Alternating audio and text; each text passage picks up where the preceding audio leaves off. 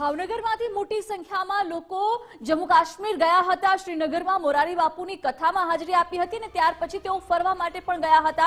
જો કે ભાવનગરના લોકો પણ ત્યાં જે પ્રકારે ઇજાગ્રસ્ત થયા હોવાની માહિતી મળી રહી છે, ત્યારે સાંસદ અને કેન્દ્રીય મંત્રી નીમુબેન બાંભણિયાએ ગુજરાત ફર્સ્ટ સાથે વાતચીત કરી હતી અને ભાવનગરમાં જે ત્યાં લોકો ઇજાગ્રસ્ત થયા છે એની સાથે તેઓ સતત સંપર્કમાં હોવાની વાત નીમુબેને જણાવી છે। વધુમાં શું કહ્યું છે એ પણ સાંભળીએ।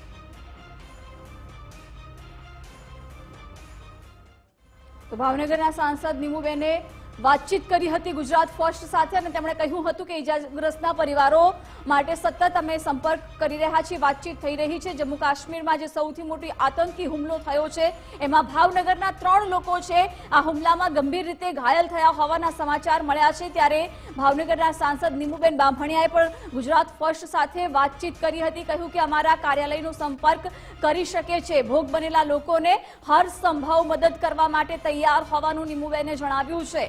મહત્વનું છે કે અત્યારે ભાવનગરથી મોટી સંખ્યામાં લોકો મોરારી બાપુની કથામાં હાજરી આપવા માટે તેમજ ફરવા માટે જમ્મુ કાશ્મીર ગયા હોવાની વાત સામે આવી। ત્યાર પછી સાંસદ નીમુબેન બાંભણિયાએ પણ ગુજરાત ફર્સ્ટ સાથે કહ્યું છે કે અમારા કાર્યાલયનો સંપર્ક કરી શકે છે, તમામ મદદ કરવા માટે હર સંભવ મદદ કરવા માટે તૈયાર હોવાનું સાંસદે નિવેદન આપ્યું છે। ગુજરાત ફર્સ્ટ સાથે તેમણે વાતચીત દરમિયાન કહ્યું કે તમામ પ્રકારની મદદ કરવા માટે તૈયાર।